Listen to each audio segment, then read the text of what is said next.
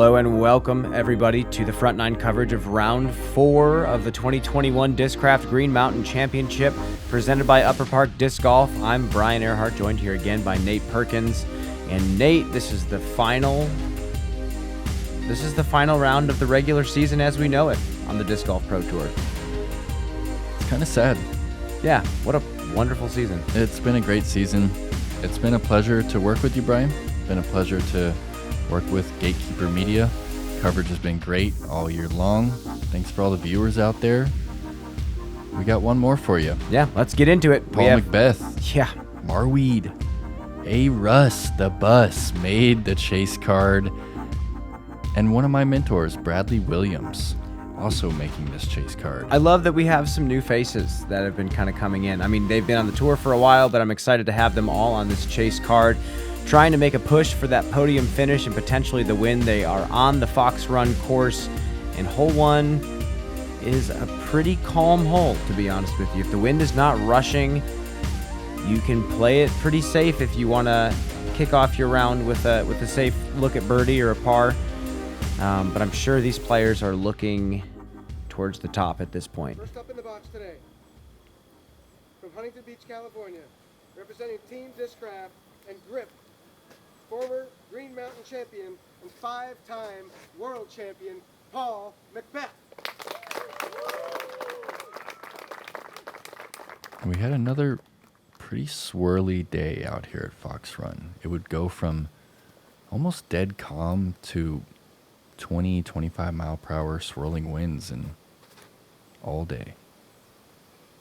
And you see the wind really affecting that drive, sending it off to the left side, but Paul is going to be in a solid spot. Might have that tree to contend with, but not too bad. Representing Innova champion discs, let's hear it for Andrew Marwede. So this is 6 tournaments in a row now that Andrew has been on either the chase card or the lead card for the final round. He is having a phenomenal finish to the regular season. And he's throwing hyzer a little bit wider than Paul's, and that's a great reaction off the ground, and he's going to be able to throw a sidearm from there. Joining us now from Austin, Texas, also representing Innova champion discs, Bradley Williams. Bradley is one of the most technical players on the tour, and I love watching him throw the disc. We were just talking about this. Bradley and Paul McBeth actually used to have very comparable throwing styles, and then as time has gone by, they've kind of split off into different directions, and Bradley has chosen this slow, controlled, spin-heavy style. Very exciting to watch.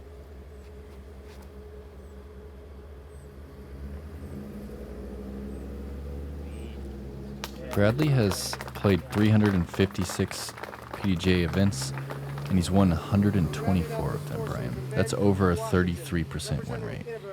It's incredible. It's Alex Russell. And you gotta love when Alex Russell makes it onto a lead card or a chase card. We've seen him on really high up cards at USDGC. Love watching him on camera. Huge sidearm, amazing putt.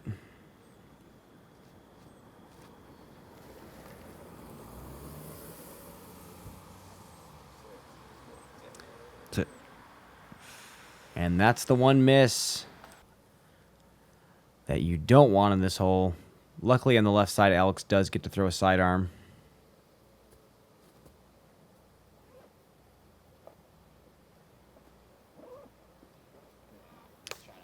Yeah. That's his forte right there. Yeah, getting up and down with a sidearm. That's what he does. Yeah. As does this man. That is going to be a drop-in birdie for Marwede. You know, they have similar styles, Marwede and Alex Russell. Especially the angles that they both like to throw. That's very similar. Yeah, just like hyzer to flat on the forehand. Mm-hmm. They like the hyzer flip. They can kind of chop a flex over, but they tend to like that subtle hyzer angle. And Bradley just smooth landing on the putter.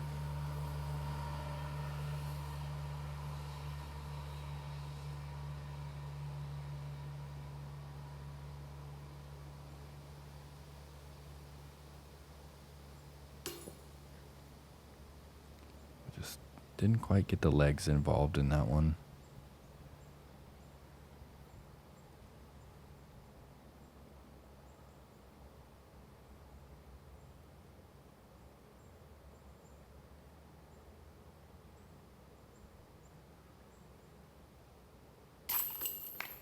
Okay. Paul starts off with a birdie. I expect him to make a big charge this round. He tends to play very well on these tracks. Do you see where he's putting the next course in? Paul? Yeah. Was it Guatemala? Medellin, Colombia. Really? Yeah. That's amazing. Doing great stuff with the Paul McBeth Foundation.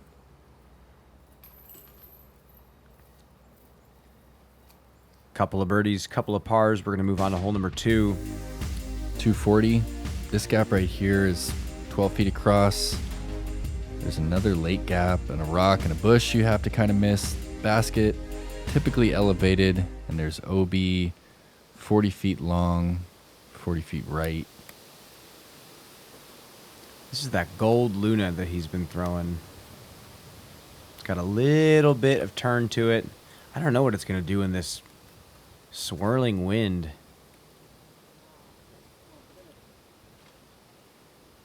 And that was a great reaction off that tree. Definitely got some help there. Might have been sending him deep out of bounds. Who knows?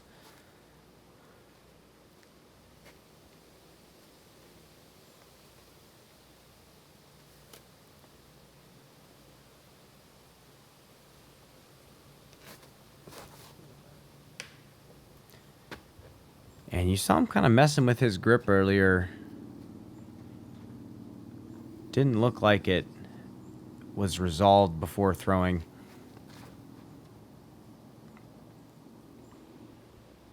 And that is picture perfect.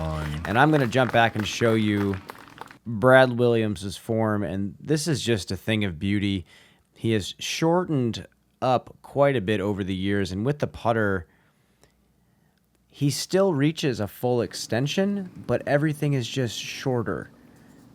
His timing is just so good, and there's a reason he's such a good teacher of the game out in the Austin, Texas area, because he has grinded form on his own for a long, long time.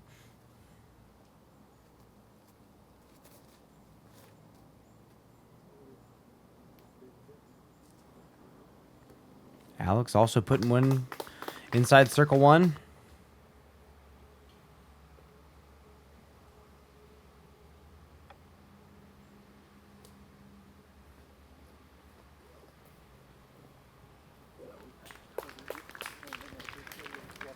Almost the same shot he had to throw from the tee pad.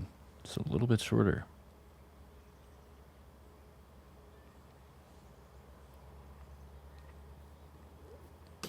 And Alex actually just outside circle 1. Kind of deceiving. Looked like he did slide up a little bit farther. It really did.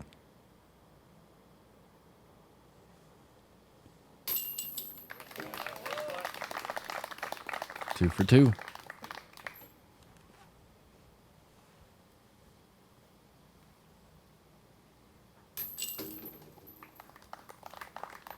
And as you said before, Brian, it's like the trees out here just change right before your eyes. I swear that one was.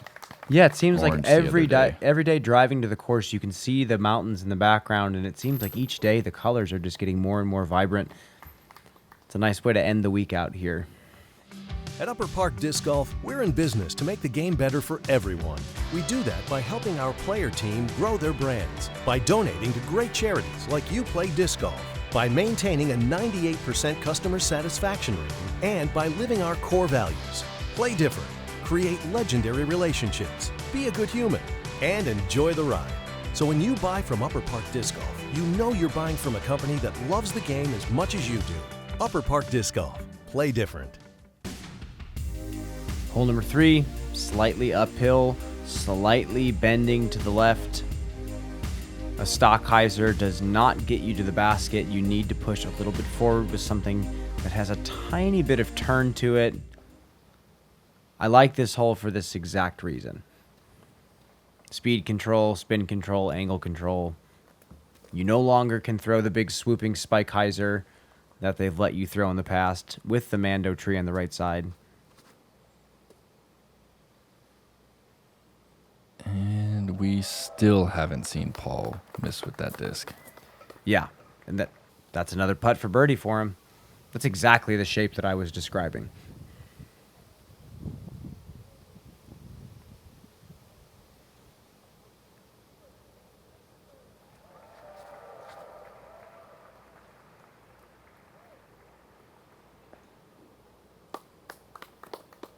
Yeah, another great shot as well from Brad. Oh, and I forgot about the fact that Andrew goes left on this really low ceiling, tight gap. He birdied it. Yeah. The last time he threw it. Oh, gets a little bit of a reaction, but still skips. We are planting multiple trees for that one. Okay. Definitely planting trees. That was quite the kiss off that tree. Yeah, seriously, and still got to skip off the ground. He's going to go 2 for 2 with a with a forehand. Did you look at it the next time? Oh, I certainly did. Yeah, I just with the backhand, never even thought about it.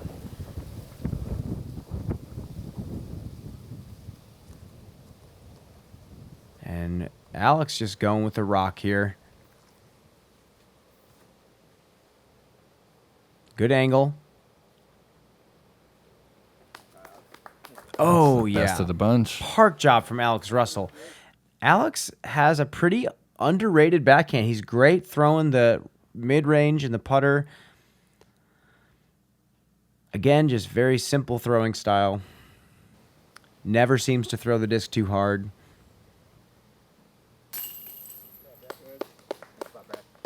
Two for 3 for Brad. We watched Haley King shoot a bogey-free 9 under, currently 1 rating point shy of the best FPO rated round of all time. Yeah. 1058, almost edging out Paige Pierce's 1059 that she shot. And it's still unofficial, so. Yeah, we don't know if it's going to get adjusted up, adjusted down. But shooting that number on this course is impressive with the unpredictable conditions. And players on this card looking to be on a similar path. Paul 3 under through 3.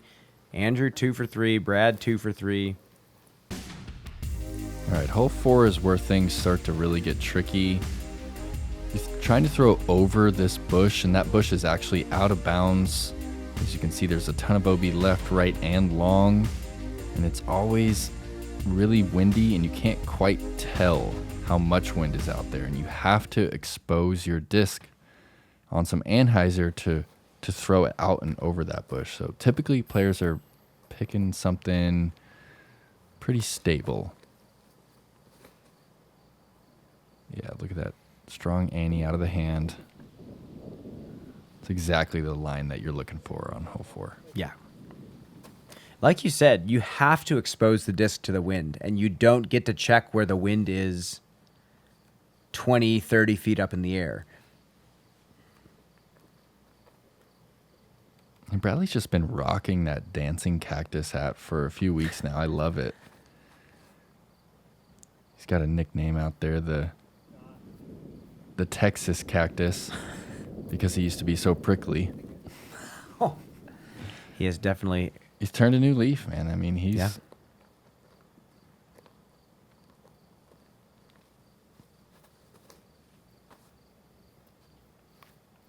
I don't think there are any players out there that would say that they wouldn't like to play with Brad at this point now. Love playing with Brad. He's a pleasure to play with. And Marwede puts one in bounds, as did Brad. It seems to be decently windy. We see some trees even behind A. Russ.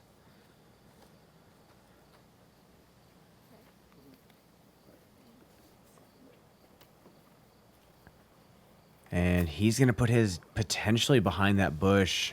I think he might have enough room for the forehand. Yeah, he's far enough back. There's a strong left to right coming into this green. And as soon as that forehand wing gets exposed, it just picks him up and takes him. So it can be easy to go long or right on this approach.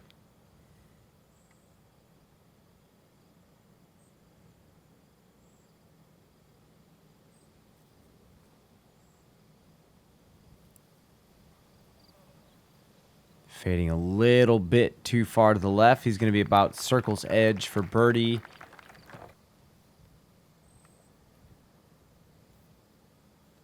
This was a big drive.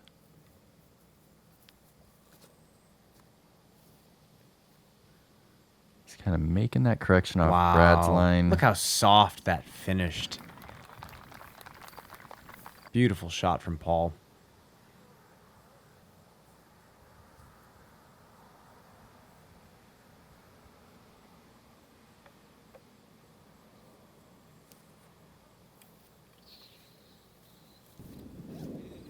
Playing that left to right crosswind to his advantage. It's a good read right there. Oh, yeah.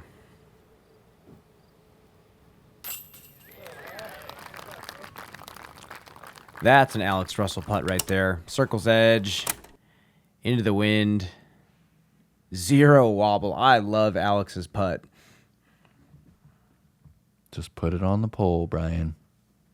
Don't practice, Nate. If I get it off the pole, I just put it right back on the pole. Yeah, Alex has a very simple approach to the game of disc golf. Yeah.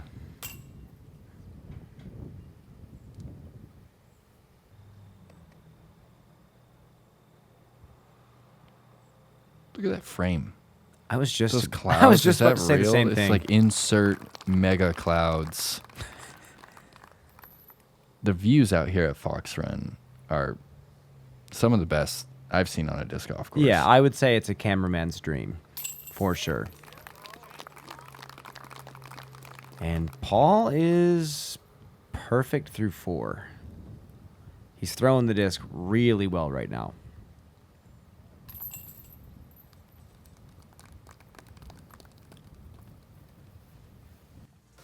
Hello Leopard 3 is stable.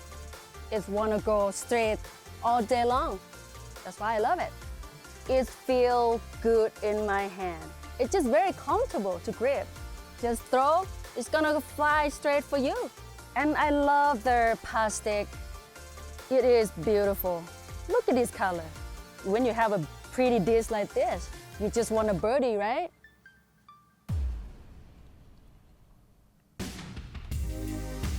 Hole number 5 is a tricky par 3. And as you see, this OB has pinched quite a bit, especially on the left side. They want you to swing your drive out of bounds and push it down this narrow right side and chance this unpredictable crosswind. Ooh, this is banking pretty hard to the left. And he is right before the bridge. It would be a greedy run from there, but he's about 70 feet. And that is going too straight. That needs to hook up quick.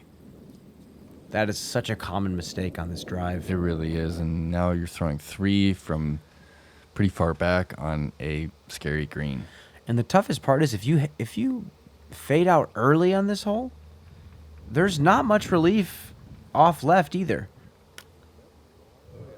The only hope is to hit this middle section and kind of do exactly what Alex's did. Right.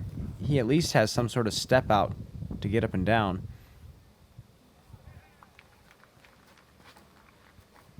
Yeah, it looks like they really wanted to discourage the layup on this hole. And Brad has thrown little drift out of the hand. Just needed it. Another foot or two. Would have skipped.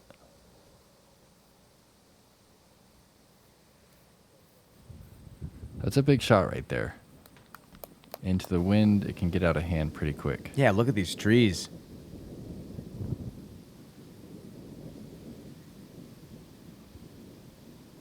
Another great approach from Alex. He's going to be stuck next to the basket, and Paul is Bridge. giving it a little run, but you see the wind just completely batted away.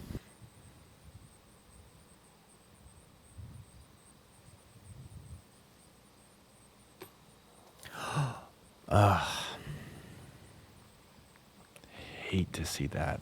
I mean, he just needed just a couple more rotations on that one.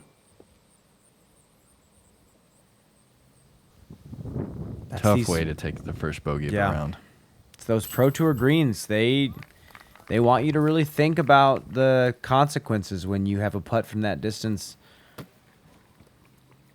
Because, yeah, there's a lot of dice rolls on tour when it comes to the putting green. Hit the bin on any hyzer, 50-50 shot, you're rolling away.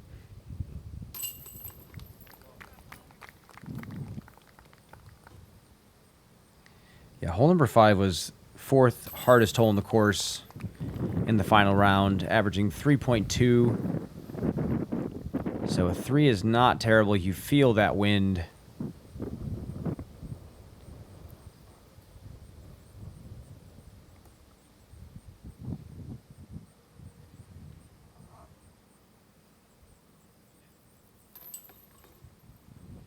And after a really beautiful drive, Brad is going to take his first bogey, moving into number 6.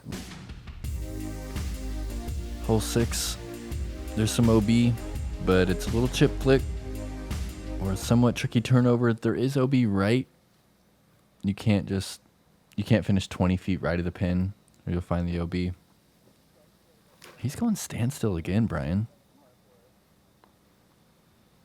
We've seen that a few times this tournament. I mean, I kind of love it. Yeah. I love it. Less moving parts. All you need to do is just club up to something a little bit faster.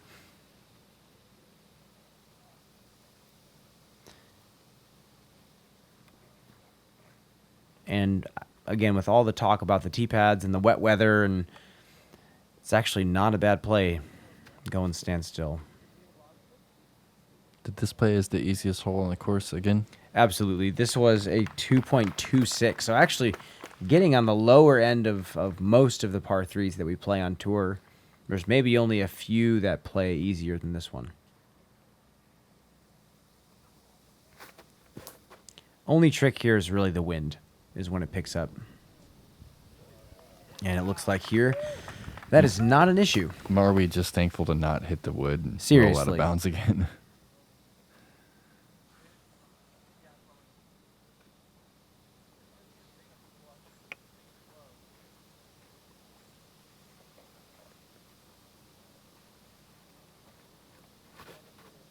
Brad also going sidearm. Okay. All solid forehands. Let's just jump back. Let's give you some study material. You got the standstill form up in the top left corner.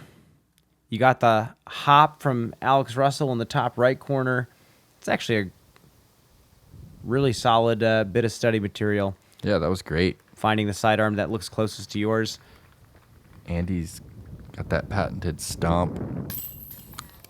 Whenever I talk to him about his forehand, he always tends to mention that he really focuses on stomping his front foot.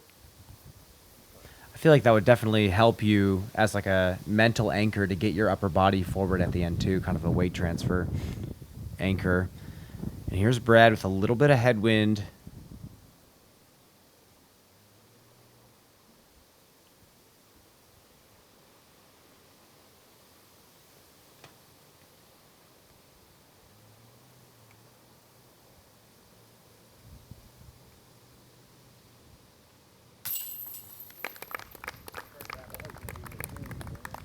Bradley will also take a birdie. Not a bad showing on this hole. 4 very solid sidearms. And again, it's good to have some padding moving into the next hole. 7, 8, and 9 will define your round at Fox Run Meadows. Well said.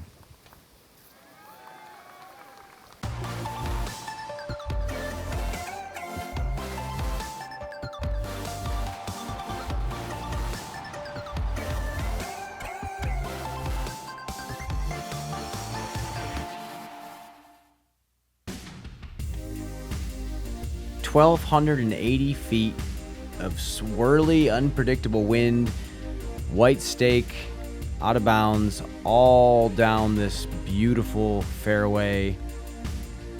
And the basket is tucked back in the corner of the out of bounds.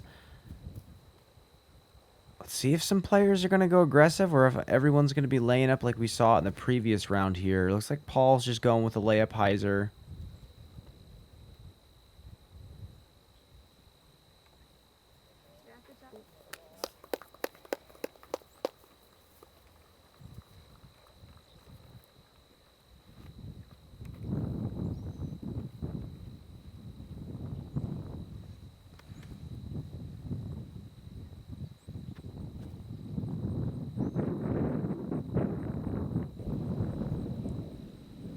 Still haven't watched anyone go for it on camera. The wind was just really nasty out there. And yeah, in years past, you see so many people going to clear the creek, but it's just so not worth it right now. It's still possible to birdie the hole from down on this side of the creek.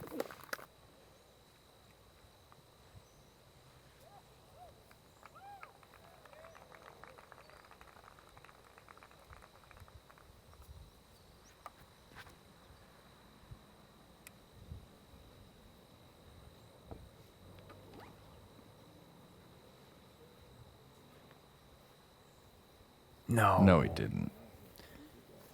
And he's going to be out of bounds long on the layup, and that is a completely deflating feeling.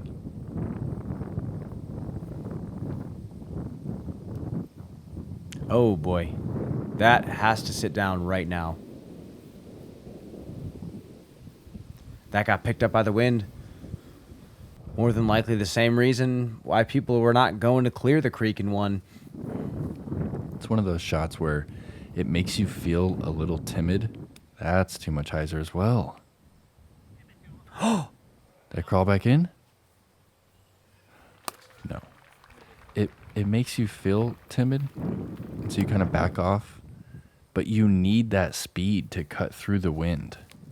And, you know, also something to note, they're throwing a little bit uphill, which pops the nose up a little bit as well, so it makes the disc a little bit more stable. And he's also going to be out of bounds. Yeah, stretched it too straight. And we are seeing just why hole 7 is playing as one of the hardest holes. So Brad is taking his lie a little bit farther back of the out of bounds to just flatten out his angle. And I believe that is pretty far down there. Not a bad move to back up away from the out of bounds. Yeah, he should be able to attack the green from there.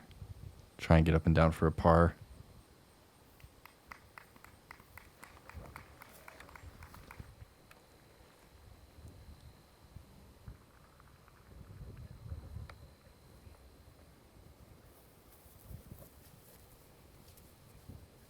Alex playing it nice and cool.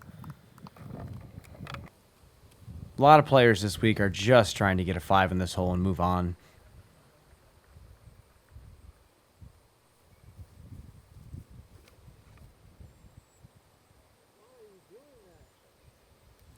Early again from Paul. That needs to sit down as well. And he's good. I've noticed in the past watching Paul McBeth play disc golf, he hates missing his hyzers on the weak side of the basket. Even if he's 25 feet left of the basket, to him, that's a failure of a shot. And I find that very interesting. That reaction. Overcommit. Yeah, he'd rather play it on the strong side, and have his hyzer play out the way he wants. But I don't know. It's just interesting. I've seen that happen in the past with him as well, because he's only about 30 feet from the basket.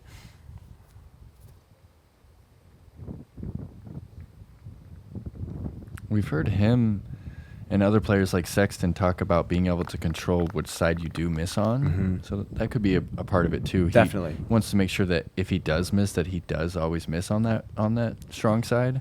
And so when he misses on that weak side, it's like a huge failure in his mind.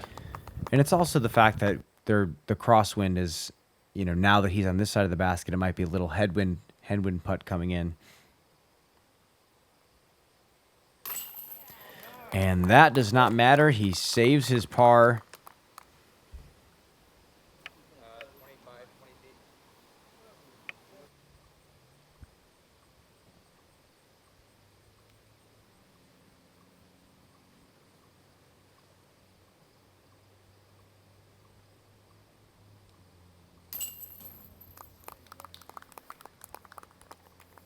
And Brad also gets a par. Very solid for going out of bounds on that first drive. I'm curious, Brian. Has it always been a common thing for players to hold the disc in their off hand while they putt? As long as I've been playing disc golf, which is about 18 years, I've always seen players do it. Where do you think that comes from? I do. When I do we it as practice well. putting, I'm just curious. There's discs in our other hand, and we rapid fire and transfer the disc to our dominant hand. And I believe it's just a practice how you or play how you practice kind of thing. It's just comfortable. Hole 8, one of the tougher birdies to obtain out here at Fox Run. Huge, towering anhyzer required to climb this hill, and then you still have to climb on the approach, and there's just OB everywhere.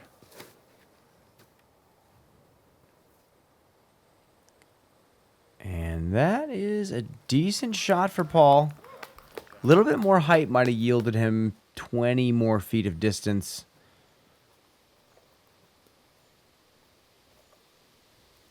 Yeah, I love this tee shot. One of my favorite on the course.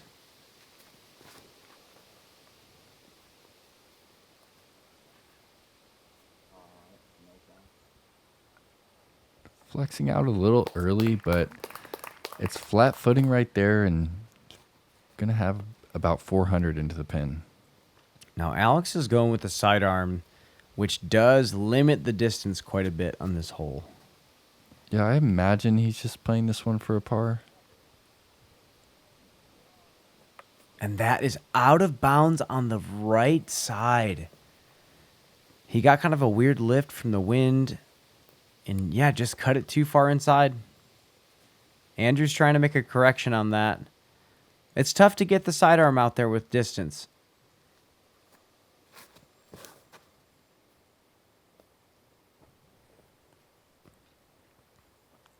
Yeah, now that was a tee shot of someone who is playing the hole for a par. Yeah. He's got Same about shot. 500 foot uphill to the basket. Yeah.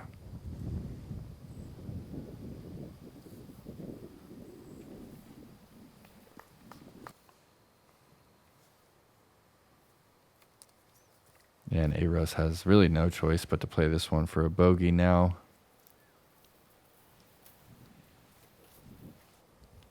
It's a long hole, and especially when your second shot is just a slightly uphill run-up, it just forces you to have that much more powerful of a shot, throw something a little bit flippier. No way. What Come a on. shot from McBeth. That was a huge second shot. Incredible. Just the exact flight he intended. And he closed his stance off a little bit too and still threw something a little bit more understable to compensate for the uphill. That is a technical shot. Can you elaborate on that? What do you mean he closed his stance right there? I've seen some players close their stance off on some uphill run-ups a little bit more. So Turn the hips a little bit yeah, further? and also that way they're not running straight uphill. They're running a little bit more on flatter ground. It's less of an incline. I've heard Dave Felberg give that tip a little while ago when he was out touring full time. Not to say it's a simple fix for everything. Your body weight's going in a different direction, but when you're as good as Paul McBeth, you can kind of break the rules a little bit.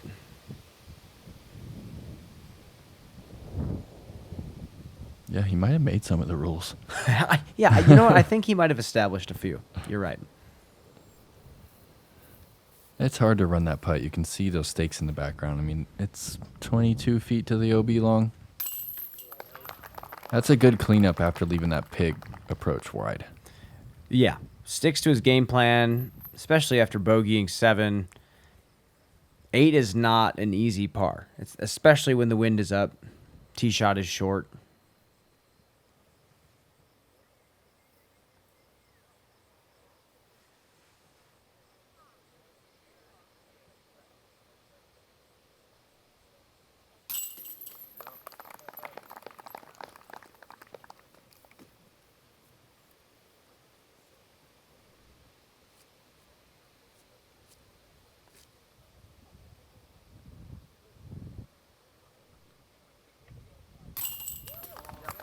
And Paul is having a solid start.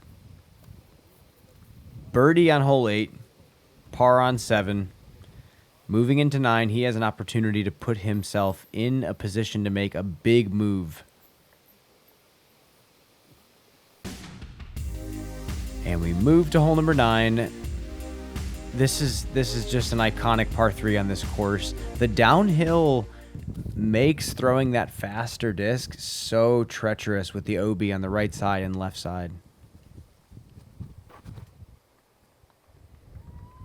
Ooh, and he's ripped this thing, but that did not flatten out enough. We'll see. Okay. He's going to get his meter off the out of bounds on the left.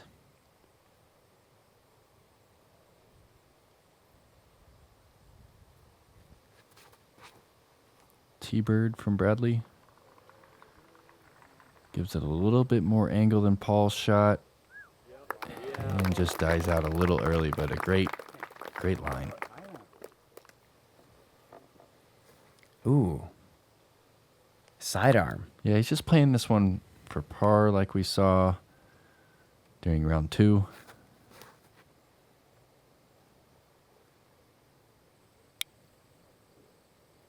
Yeah, Andrew definitely plays this stretch of holes conservatively. And with that counterclockwise spin in his forehand, not giving him a big advantage on these holes, it's very disciplined play. Ooh, Alex throwing a great backhand here.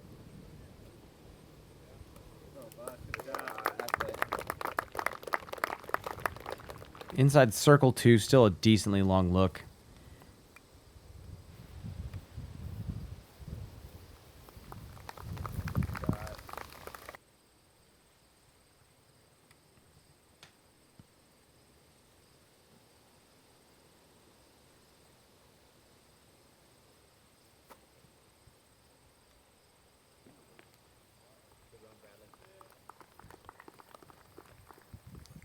And let's see.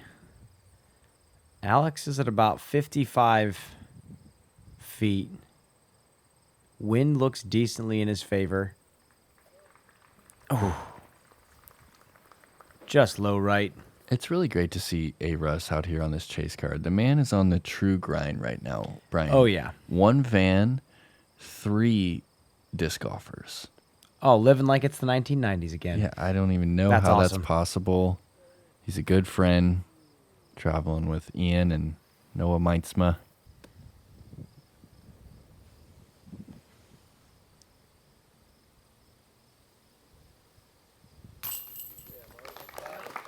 And a good putt there from Andrew. Tapping in his par on hole 9. He goes +1 on the last 3 holes. Not terrible. He's still second place on the card. He's in solo 5th place.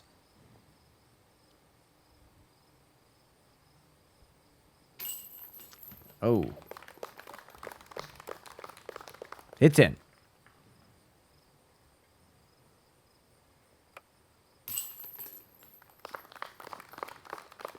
Okay. Paul shooting a pretty solid front 9 there. He's in 4th place now. He's at least eyeing down a podium finish. We have 9 more holes to figure that out, though. And the course is going to start heating up for us. Coming down the stretch, folks. 6 down for Paul McBeth in the front 9. Rest of our card, not shooting amazing, but still in there. Still hanging in there. As you can see, Chris Dickerson is at 40 under par. What a tournament. he's Ricky having. is chasing him down 7 strokes away. We are reaching the conclusion of this event. We have 9 more holes, Nate. Make sure to subscribe to Gatekeeper Media on YouTube, and we will catch you for those final 9 holes soon.